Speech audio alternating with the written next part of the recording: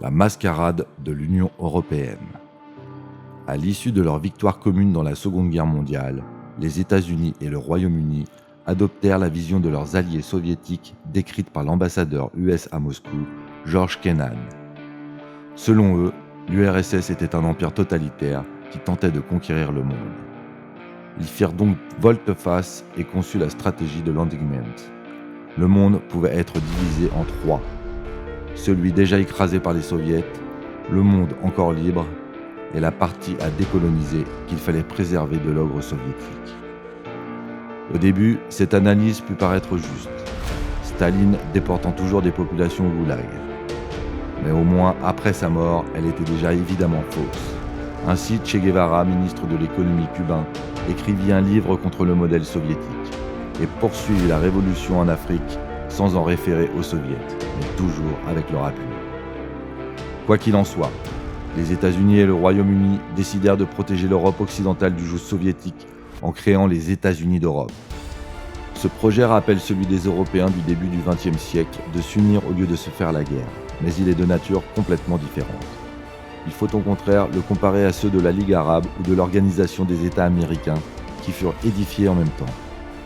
Rares furent les personnalités ouest-européennes qui s'opposèrent à ce projet.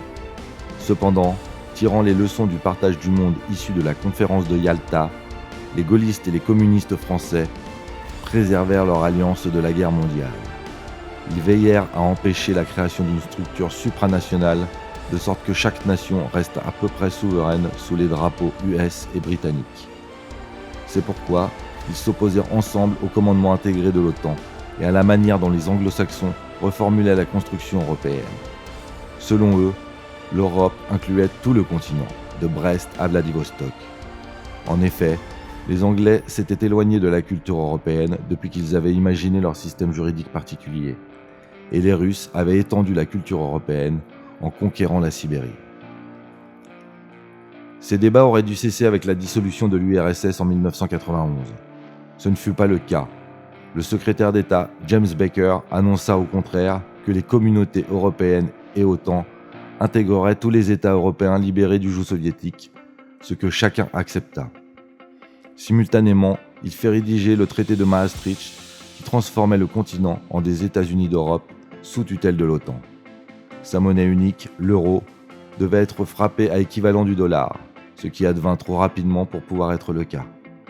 Toujours méfiants vis-à-vis de la Russie, Washington et Londres refusèrent qu'elle adhère à l'Union européenne, mais l'associèrent à leur pouvoir en leur ouvrant la porte du G7, qui devint le G8 avec désormais des pouvoirs décisionnels. Cette période d'incertitude prit fin en 1999 avec la chute de Boris Eltsine et l'ascension au pouvoir de Vladimir Poutine. Les institutions contrôlées par Washington se durcirent. La stratégie du containment qui avait échoué durant la guerre froide fut réactivée. L'ours russe remplaçant l'ours soviétique dans l'imaginaire anglo-saxon.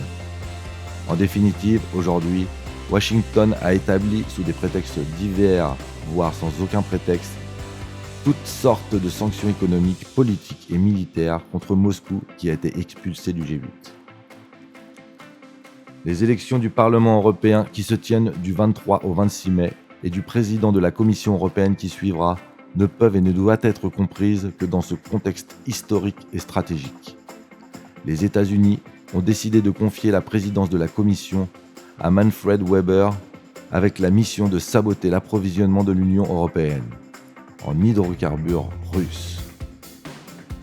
Sa première bataille sera pour faire stopper les travaux de construction du pipeline Nord Stream 2, malgré les milliards d'euros déjà engagés et malgré les milliards qu'il permettait d'économiser.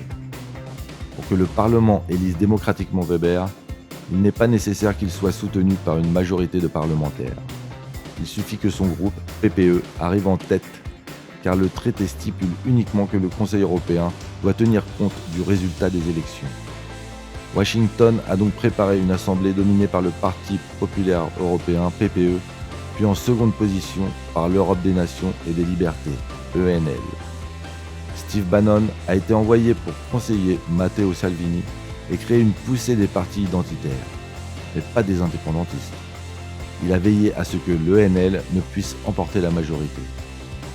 Pour cela, Malgré les efforts de Salvini, le parti polonais Droit et Justice a été persuadé de rester au sein des conservateurs et réformistes européens CRE, en échange d'une augmentation significative des soldats US sur son sol. Donald Trump a reçu le 13 mai le Hongrois Viktor Orban à la Maison-Blanche et lui a enjoint de maintenir son parti au PPE en échange d'armes et de gaz naturel. Enfin, une vidéo a fuité de la presse allemande. Elle montre Heinz Christian Strache, le chef du Parti de la Liberté autrichien, FPO, se faire corrompre.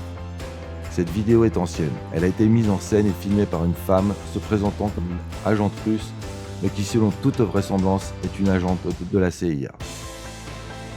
Contrairement à ce que ressasse la presse, il n'y a aucune opposition sur le fond entre le Parti populaire européen et l'Europe des nations et des libertés ENL. Tous s'entendent sur la tutelle de l'OTAN, laquelle implique l'essentiel des décisions politiques. Il y a juste une répartition des rôles. La propagande officielle pour la tenue de l'élection ne cesse de répéter que l'Europe c'est la paix et la prospérité. Or ce slogan est incompatible avec la mission anti-russe de l'Union européenne.